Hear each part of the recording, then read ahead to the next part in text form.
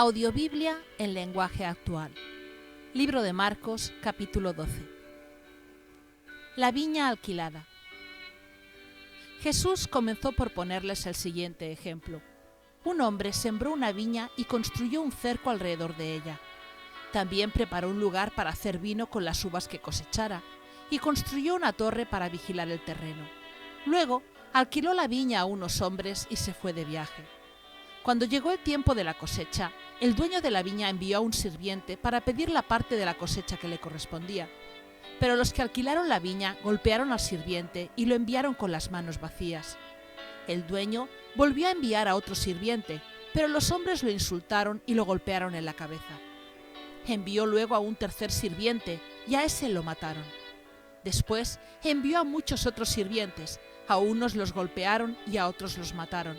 Solo le quedaba su hijo, a quien amaba mucho. Finalmente decidió enviarlo, pues pensó, a mi hijo sí lo respetarán. Pero los hombres que alquilaron la viña se dijeron unos a otros, este muchacho es el que heredará la viña cuando el dueño muera, vamos a matarlo, así nos quedaremos con todo.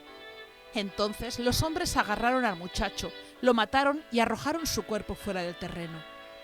¿Qué piensan ustedes que hará el dueño de la viña? Yo se lo voy a decir. Irá a la viña, matará a esos hombres y luego dará la viña a otras personas. ¿No recuerdan lo que dice la Biblia?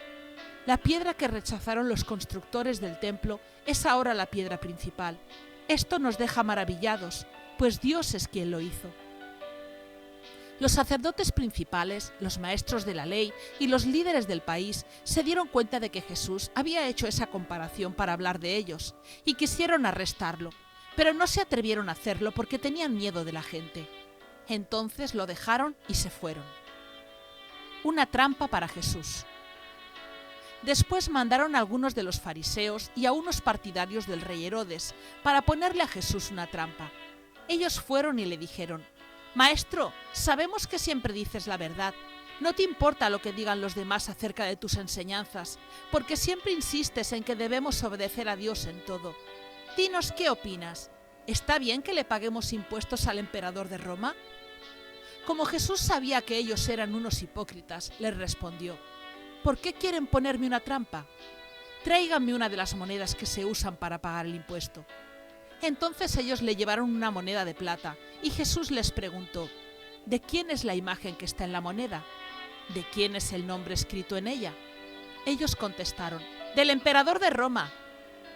Jesús les dijo, denle entonces al emperador lo que es del emperador y a Dios lo que es de Dios. Al escuchar la respuesta de Jesús, todos quedaron muy asombrados. Los saduceos hablan con Jesús.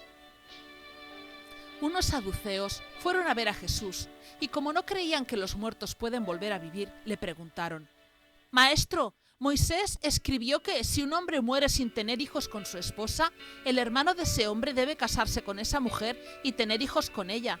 De acuerdo con la ley, esos hijos son del hermano muerto y llevan su nombre.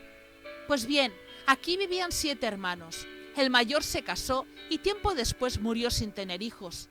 Entonces el segundo hermano se casó con la mujer que dejó el mayor, pero al poco tiempo también él murió sin tener hijos. Con el tercer hermano pasó lo mismo, y así pasó con los 7 hermanos. Finalmente murió la mujer. Ahora bien, cuando Dios haga que todos los muertos vuelvan a vivir, ¿de quién será esposa esta mujer si estuvo casada con los 7? Jesús les contestó, ustedes están equivocados. No saben lo que dice la Biblia, ni conocen el poder de Dios. Cuando Dios haga que los muertos vuelvan a vivir, nadie se va a casar, porque todos serán como los ángeles del cielo. Y en cuanto a si los muertos vuelven a vivir, ustedes pueden leer en la Biblia la historia de la zarza.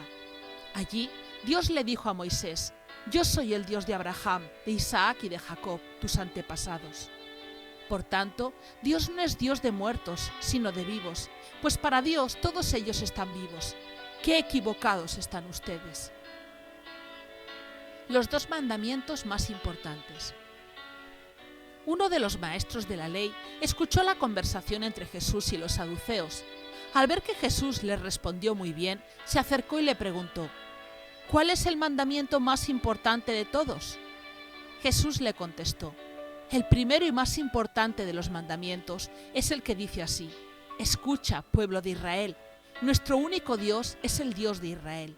Ama a tu Dios con todo lo que piensas, con todo lo que eres y con todo lo que vales. Y el segundo mandamiento en importancia es: cada uno debe amar a su prójimo como se ama a sí mismo. Ningún otro mandamiento es más importante que estos dos. El maestro de la ley le dijo: muy bien, maestro, lo que dices es cierto, solo Dios es nuestro dueño y no hay otro como Él. Debemos amarlo con todo nuestro ser y amar a los demás como nos amamos a nosotros mismos. Estos mandamientos son más importantes que cumplir con todos los ritos y deberes religiosos. Como Jesús vio que el maestro de la ley le dio una buena respuesta, le dijo: no estás lejos del reino de Dios. Y nadie se atrevió a hacerle más preguntas. La pregunta acerca del Mesías. Mientras enseñaba en el templo, Jesús preguntó: ¿por qué dicen los maestros de la ley que el Mesías será de la familia del rey David? Recuerden que el Espíritu Santo dijo lo siguiente a través de David: Dios le dijo a mi Señor el Mesías: siéntate a la derecha de mi trono, hasta que yo derrote a tus enemigos.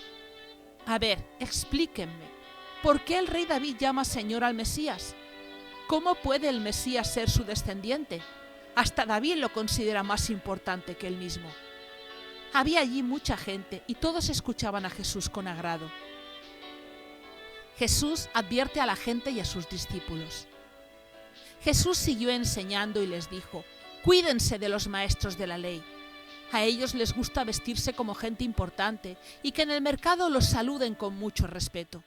Cuando van a una fiesta o a la sinagoga, les gusta ocupar los mejores asientos. Y son ellos los que roban las casas de las viudas y luego hacen oraciones muy largas. Pero Dios los castigará más duro que a los demás. La ofrenda de la viuda pobre. Un día Jesús estaba en el templo y se sentó frente a las cajas de las ofrendas. Allí veía cómo la gente echaba dinero en ellas. Mucha gente rica echaba grandes cantidades de dinero. En eso llegó una viuda pobre y echó en una de las cajas 2 moneditas de poquísimo valor. Entonces Jesús dijo a sus discípulos: les aseguro que esta viuda pobre dio más que todos los ricos, porque todos ellos dieron de lo que les sobraba, pero ella, que es tan pobre, dio todo lo que tenía para vivir.